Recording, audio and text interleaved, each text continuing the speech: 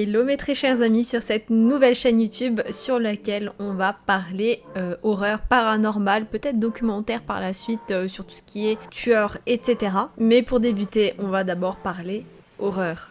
Si vous aimez ce genre de vidéo, n'hésitez pas à vous abonner parce qu'il y en aura plein sur la chaîne, donc ça soutient la chaîne. N'hésitez pas également à laisser un petit pouce bleu et n'hésitez pas à dire ce que vous auriez fait dans la situation de Laura en commentaire. À savoir que c'est une histoire vraie, c'est ce qui s'est réellement produit à cette personne. En tout cas, j'espère que vous allez bien. N'hésitez pas à vous prendre un petit cacao, cappuccino, ce que vous voulez et écoutez, c'est parti.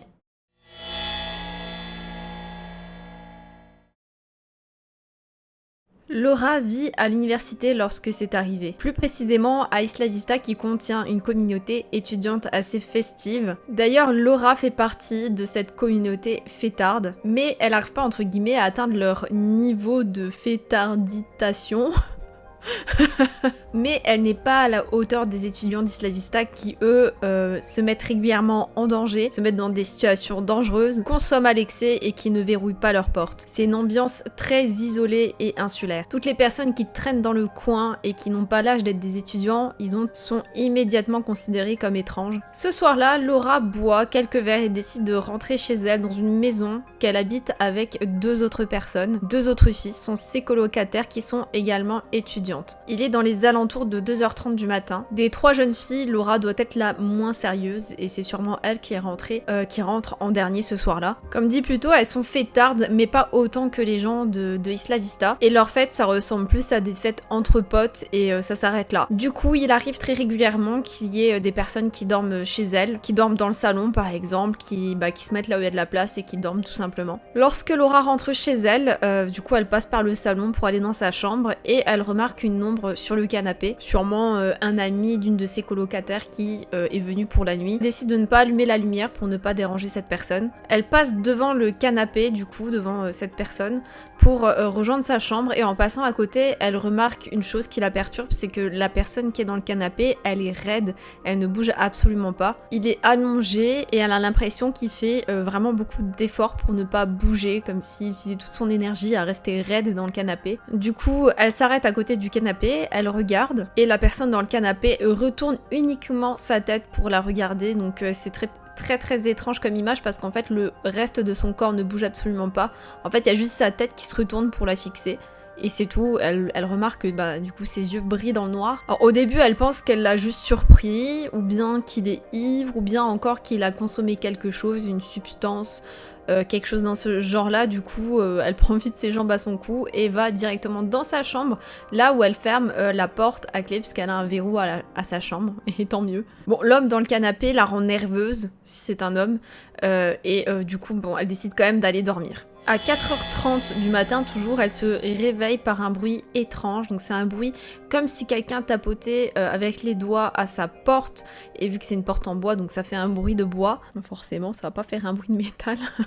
Au début, elle reste allongée, elle écoute juste et elle se rend compte qu'en fait, ces bruits se transforment en sorte de grincement, comme si qu'on griffait la porte. Et ce bruit-là devient de plus en plus intense et de plus en plus rapide. Forcément, Laura est terrorisée. À ce moment-là, elle décide de prendre son téléphone et d'envoyer un message à sa colocataire. Donc elle voulait pas la réveiller, elle voulait pas faire de bruit en fait en l'appelant parce qu'il y avait la personne derrière la porte, du coup c'est pour ça qu'elle envoie un message au lieu de l'appeler. Et dans le message, il est écrit « Ton ami me fait peur, il a pris de la coke, pouvez-vous lui parler? Il tape et gratte à ma porte. » Pas de réponse au bout d'un moment, donc elle décide d'envoyer le même message à sa deuxième colocataire et garder à l'esprit que pendant tout ce temps en fait le bruit continue, en fait la personne est toujours derrière la porte à gratter sur la porte. Laura se met même à penser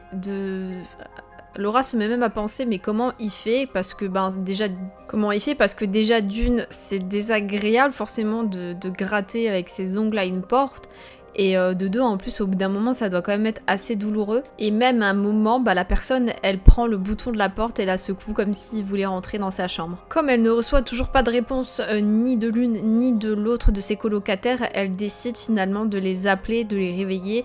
Tant pis, parce qu'à un moment donné, la personne derrière la porte, on sent qu'elle qu'elle continue et qu'elle s'arrêtera pas, que ça lui fait plaisir de la taquiner et de lui faire peur. Jusque maintenant, elle s'était pas dit qu'elle allait appeler la police parce que déjà d'une, elle voulait pas ennuyer la personne parce que peut-être elle avait trop bu, qu'en plus c'était pas une de ses connaissances à elle, du coup elle voulait pas non plus ennuyer son amie avec ça. Mais là à un moment donné, elle se disait oui mais peut-être que cette personne a finalement besoin d'aide, peut-être qu'il faut quand même appeler la police, elle a peut-être un problème, elle a peut-être trop consommé, il y a peut-être vraiment un souci quoi. Le grattage à la porte s'arrête brusquement au moment où du coup son amie décroche le téléphone. Du coup faut savoir qu'elle est à l'autre bout de la maison dans une autre chambre et elle lui répond, elle fait allô, oui qu'est-ce qu'il y a, enfin avec une voix un peu genre endormie forcément parce qu'elle l'a réveillée. Et là Laura lui dit salut, ton ami est dans un sale état, tu peux t'en occuper? Est-ce qu'on doit appeler les flics?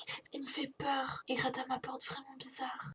sa colocataire ne dit rien, donc il y a un petit silence qui s'installe et au moment où elle lui répond, sa voix elle est plus du tout endormie, elle lui dit Quel ami? Ce putain de mec qui dormait sur le canapé. On n'a pas eu de mec à la maison, appelle la police. L'adrénaline de Laura monte d'un cran forcément quand on apprend qu'en fait on a un inconnu chez soi qui gratte à sa porte.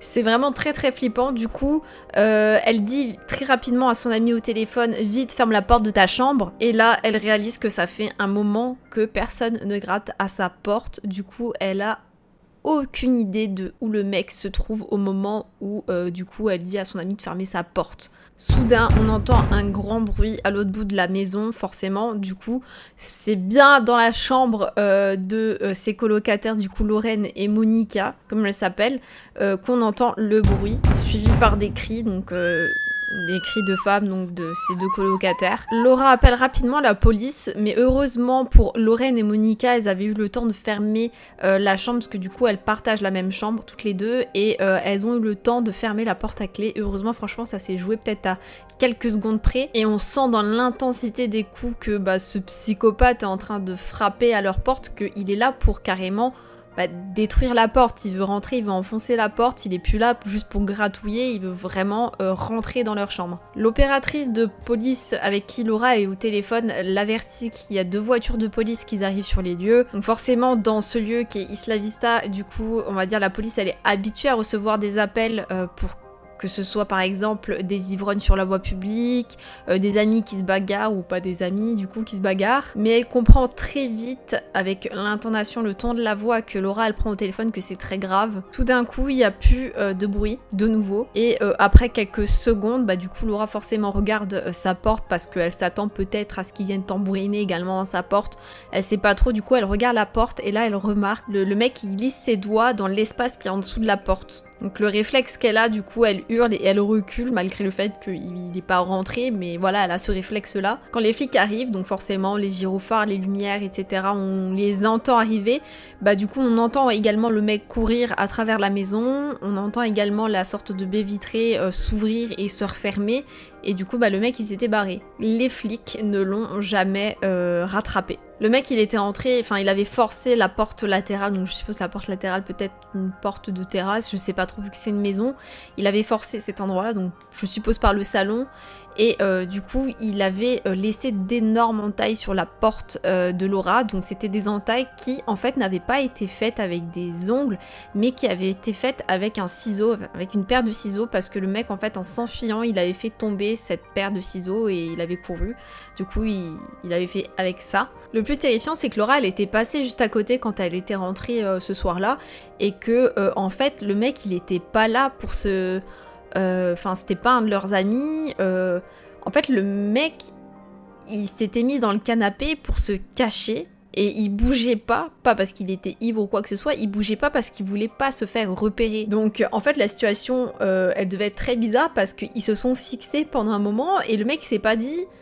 Bon, il a eu entre guillemets comme une petite chance de circonstance que elle a cru que c'était un ami de ses colocataires et du coup qu'elle a pas appelé directement la police après s'être enfermée dans sa chambre. Je me mets dans la tête du mec qui était sur le canapé, il s'est pas dit à un moment donné ouais faut peut-être que je parte, enfin voilà. Bon après c'était sûrement un psychopathe. Et dans son témoignage Laura elle ajoute qu'elle a un regret quand même, c'est qu'au moment où le mec il a glissé ses doigts sous sa porte dans sa chambre, elle aurait aimé cogner dessus, enfin elle dit même les arracher, enfin voilà. Bon sur le coup elle a été terrorisée donc forcément elle a pas eu ce réflexe là. Et bien écoutez, c'est la fin de l'histoire de Laura. J'espère qu'elle vous aura plu. N'hésitez pas à lâcher un petit pouce vers le haut et à vous abonner à la chaîne pour d'autres histoires. Je fais de très gros bisous et je vous dis à très bientôt.